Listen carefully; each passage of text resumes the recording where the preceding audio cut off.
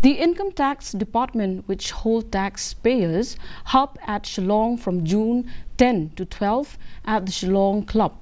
The hub is being organized under the direction of the Directorate of Income Tax, Public Relations, Publication and Publicity, Central Board of Direct Taxes, Ministry of Finance, New Delhi.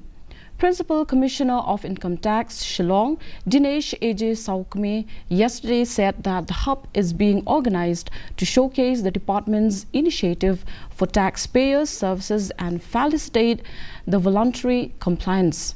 This Taxpayers' Hub is an outreach program by the department to educate the taxpayers and provide information about the Income Tax Act and redressal of grievances of the taxpayers.